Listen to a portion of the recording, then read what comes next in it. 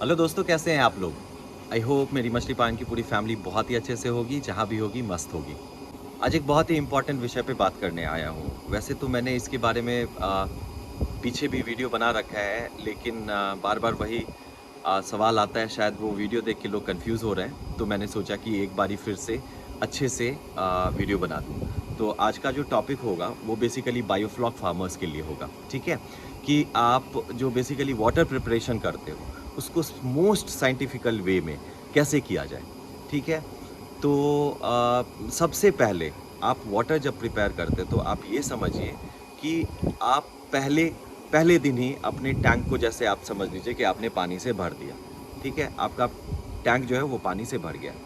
ठीक है, अब आप क्या कीजिए कि पहले दिन जब पानी आपका भर गया है, आपने देख लिया कि उसका पीएच वीएच नॉर्मल है, सब कुछ ठीक ठाक है, तो पहले दिन आप क्या कीजिए, पहले दिन आप करीब 50 से 100 ग्राम प्रोबायोटिक ले लीजिए। 200 से 250 ग्राम उसमें मोलासिस या शुगर जो भी है उसको ऐड कर दीजिए, एक ड्रम में भर दीजिए और उसमें एरिएशन डाल के आप छोड़ दीजिए। ठीक है, ये पहला स्टेप हो गया। तो पहले स्टेप के आप देखोगे कि 45 से 48 घंटे बाद आपको फ्लॉक के छोटे छोटे सेडिमेंट स्पोर्स आपको दिखने लग जाएंगे।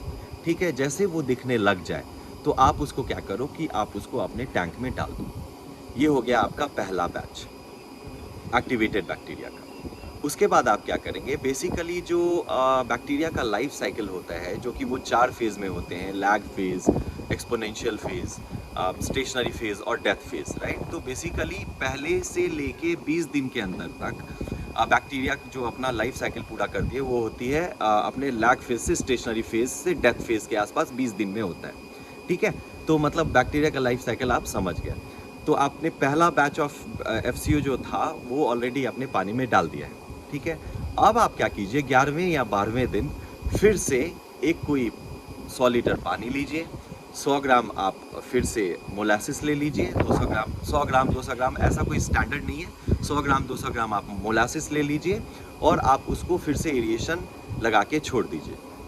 ठीक है, उसके बाद आप क्या कीजिए, उसको जो आप एरिएशन लगा के छोड़ोगे तो 48 घंटे आपको छोड़ना है। तो वो 48 घंटे में मतलब 2 दिन, तो अगले 2 दिन तक आप उसको अराउंड 400 से 500 ग्राम मोलासिस से टॉप अप करते रहिए।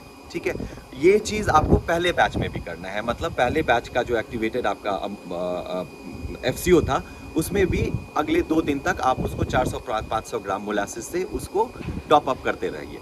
तो ये हो गया आपका सेकेंड बैच। सेकेंड बैच में भी आप देखोगे कि 12वें दिन सेकेंड बैच में भी आप देखोगे कि आपका सेडिमेंट्स फ्लॉक का फिर से दिखने लगा है। उस पर्टिकुलर एफसीओ को आप लीजिए और फिर वापस अपने टैंक में उसको डाल दीजिए। तो ये हो गया आपका सेकेंड बैच। ठीक है, अब आपका क्या करना है कि आपको फिर 24वें दिन के आसपास फिर से सेम प्रोसेस रिपीट करना है। 100 ग्राम आपको प्रोबायोटिक, 200 से 300 ग्राम मोलासिस पानी में डाल के एरिएशन डाल के फिर छोड़ देना है। फिर 2 दिन तक उसको टॉप अप करते रहना है आपको मोलासिस 400 से 500 ग्राम।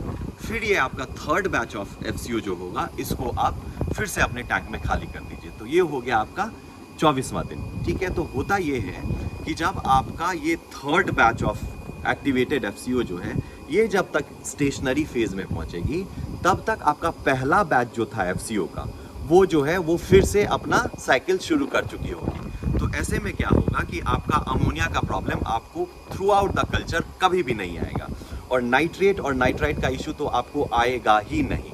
ठीक है, मेनली प्रॉब्लम क्या होता है कि बायोफ्लॉक में जानते हो डिजीज कैसे आती है।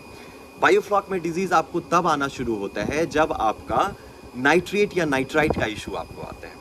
प्योर हेट्रोट्रॉप कल्चर अगर आप करते हो, हेट्रोट्रॉपिक बैक्टीरिया डोमिनेंट कल्चर आप अगर करते हो तो उसमें आपको डिजीज़ देखने को मिलता ही नहीं है। तो अगर आप इस प्रोसेस से फ्लॉक को बनाते हो, इस प्रोसेस से आप एफसीओ बनाते हो तो आपको डिजीज़ बिल्कुल भी नहीं दिखेगा। अमोनिया भी बेसिकली क्या होता है कि पहले 20 दिन से 25 दिन में जो भी बायोफ्लॉक के मेरे फार्मर हैं जो कर रहे हैं वो उन्होंने ये देखा होगा कि शुरू के 20 से 25 दिन तक अमोनिया उनका बहुत फ्लक्चुएट करता है। आप अगर ऐसे बैचेस में बैक्टीरिया, एक्टिवेटेड बैक्टीरिया अगर आप डालते हो, एक्टिवेटेड फ्लॉक अगर एफसीओ जो भी कह लें आप डालते हो अगर अपने टैंक में, तो आप देखोगे आपको ये सारा प्रॉब्लम अमोनिया का, नाइट्राइट का, नाइट्रेट का एक दिन के लिए भी नहीं दिखेगा। ठीक है, अब ये समझ लेते हैं कि जब थर्ड बैच आपने डाल दिया है, उसके बाद क्या, उसके बाद आपको क्या करना है कि CN रेशियो जो आप हाँ, थर्ड बैच जब आप बैक्टीरिया का डाल देते हो, उसके बाद क्या, तो थर्ड बैच जब आप डाल देते हो बैक्टीरिया अपना एक्टिवेटेड FCO का, उसके बाद आप क्या करो, आप through out the culture 1:15 CN ratio maintain करो। ठीक है, आप जब उसको 1:15 CN ratio through out the culture maintain करते हो, तो आपको उसके बाद कहीं भी नाइट्राइट का अमोनिया स्पाइक पूरे कल्चर में कभी भी नहीं दिखेगा। ठीक है, और इसमें सबसे अच्छी बात यह है कि आप एक बारी जो FCO बनाते हो ना, जो आप एक बारी FCO बना लेते हो, जैसे पहले दिन या 12th डे या 24th डे, आप उसको मतलब यही 100 ग्राम प्रोबायोटिक और 200-300 ग्राम मोलासिस के साथ, और उसके बाद जो आपने टॉप अप किया है उसके साथ ही आप उसको एक टैंक में बना लो, और उसको 50 टैंक में आपको मन है तो आप उसको डिस्ट्रीब्यूट कर दो। ठीक है, बेसिकली बैक्टीरिया जो है वो ग्रो ही होगी आपके टैंक में, कभी घटेगी नहीं।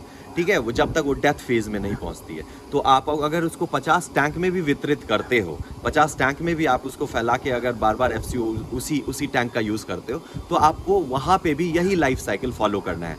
पहला बैच, 12वां दिन का बैच, फिर 24वें दिन का बैच। ठीक है, बेसिकली आप अगर ये करते हो तो आपको आपका मतलब वाटर प्रिपरेशन जो है वो बहुत ही अच्छे से होगा। और बेसिकली ये जो वाटर प्रिपरेशन मैं बात कर रहा हूँ ना दोस्तों, ये बहुत ही साइंटिफिक वे है। एक्चुअली अगर आप योरम के बुक को, योरम का जो बुक है वो, उसको अगर आप रेफ़र करोगे तो आप देखोगे इस ऐसे ही स्टेप को उन्होंने फॉलो किया है, जिसमें उनका कोई भी इशू नहीं आता था। राइट, योरम है तो वो तो बायोफ्लॉक के गुरु हैं। तो एक्चुअली ये कॉपीड है, मतलब मैंने ये मतलब इसको कॉपी किया है सेम योरम जैसा, जैसे वो मतलब वाटर प्रिपरेशन करते थे, सेम तरीके से मैंने आपको बताया है। और मुझे भी, मैंने बहुत बारी करके देखा है, आपको पता ही है, कभी भी ये सब इशू नहीं आया था बायोफ्लॉक टैंक में। ठीक है, तो आई बिलीव आप लोगों के लिए काफ़ी इंफॉर्मेटिव रहा होगा वीडियो। और जो भी मेरे दोस्त अभी बार बार मुझे वाटर प्रिपरेशन का कन्फ्यूज़न लेके आते हैं, उनके लिए ये वीडियो है, तो आप इसको देखें। और इसके बाद भी अगर आपको कोई कन्फ्यूज़न है तो आप डेफिनेटली मेरे को कमेंट बॉक्स में पूछ सकते हो, हैप्पी टू हेल्प। ठीक है, तो अगर आपको मेरा वीडियो अच्छा लगता है तो नीडलेस टू से आप मेरे चैनल को सब्सक्राइब कीजिए, वीडियो को लाइक ज़रूर कीजिएगा। धन्यवाद।